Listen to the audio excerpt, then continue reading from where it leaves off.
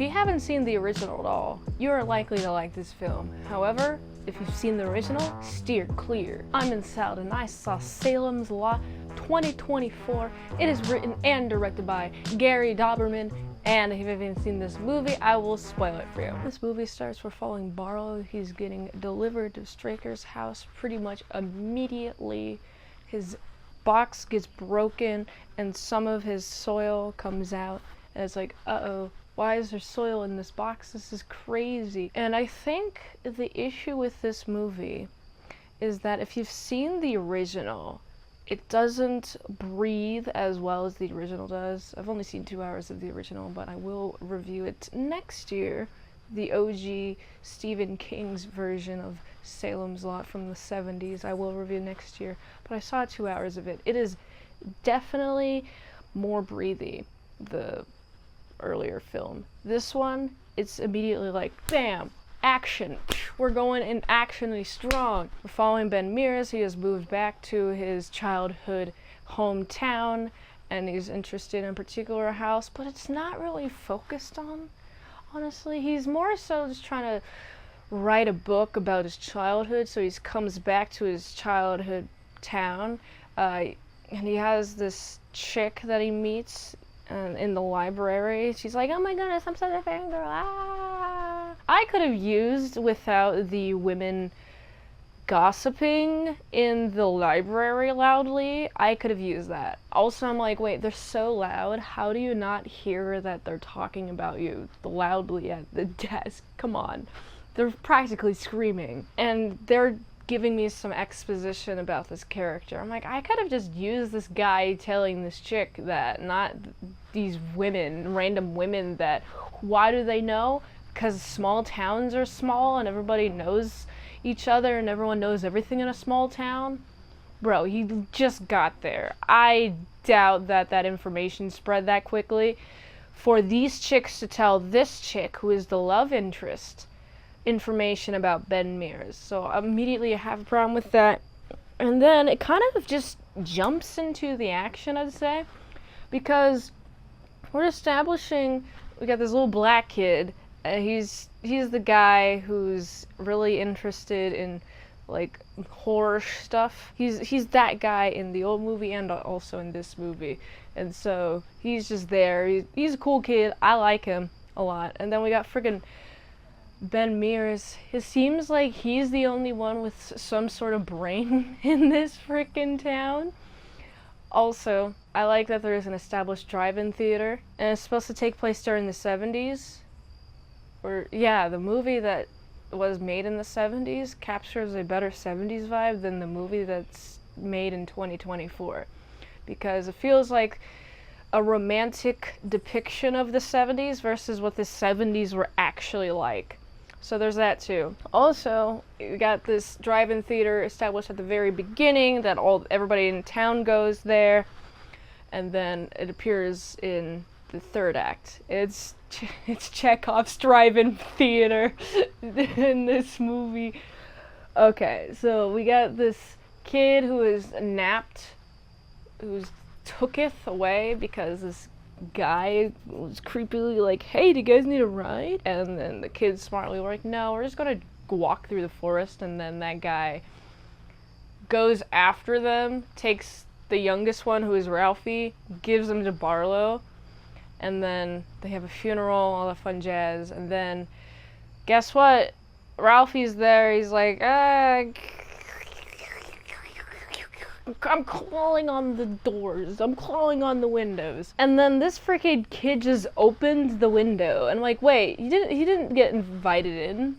He wasn't like, yeah, come in. He's freaking opened the doors. And I guess that's an invitation, technically. And Ralphie bites Daniel, and then Daniel has some sort of pneumonia, and then he dies, and then he turns into a vampire. What's different about this version and the old version? The gravedigger man in the old version is just like standing over the grave and just looks at the grave and then jumps in for some reason. I'm not sure why. Like, I don't know why he does that. I guess that's the only complaint I have with the old version. But the new version, it makes a little bit more sense to me. it's kind of established that he sometimes sleeps at the graveyard, but he slept on the job, and now he has to bury the grave, and it's dark, and guess what? Daniel's there, and he bites him.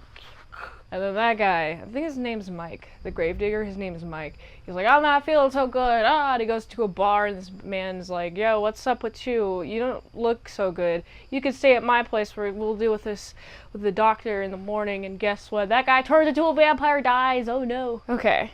At this point, very action-packed.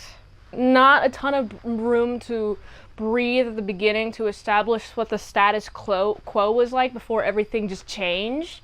I feel like this movie focuses more on the change part and the action part for the most part of the movie, whereas if this movie focused on the status quo for most, if not all, of the first act, and then the second act, weird stuff started happening, then I'll be a little bit more okay with the pacing. But the pacing is very fast-paced and very modern, for sure. And so we got this guy, Ben Mears, is like, oh, something weird's happening. It's crazy. Oh, no, there's vampires. Like, listening to this guy's story. This is Mike's story and his description. And freaking Danny's also got the same description of how he died before he got turned into a vampire.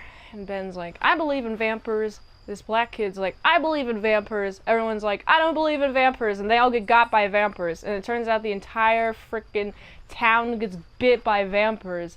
And it's like, man, how fast are these guys biting each other? And it's going chomp, chomp, chomp, chomp. As soon as it turns night, man, everyone's gonna turn into a vampire. And so pretty much the entire town turns into vampires. And they agree to go to this church. But what's interesting about this church is that no vampires can get on it, except for Barlow. He's like big high up in the church. None of these crucifixes or anything really help with that, even though it repels the other vampires.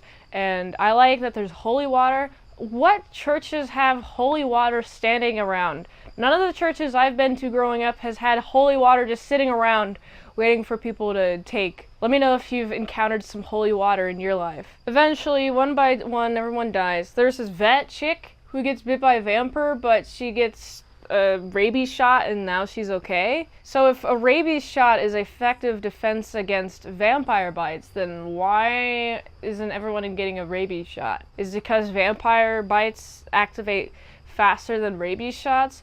Wait, how would this work? I don't understand why she didn't get turned into a vampire. That's also something I don't like about this movie, is that she cures herself using a rabies shot instead of dying, and they aren't able to use her expertise because she's a freaking vet and she has some medical knowledge. All that fun jazz. Eventually they go to the drive-in theater. Remember when I mentioned Chekhov's drive-in theater? Well, it's the third act. They realize, oh, where is everybody? Everybody's in the freaking back of their cars at the drive-in theater. And it's daytime. The sun's setting, and so they gotta go and like burn everybody and do stabby stabs. But it's going down.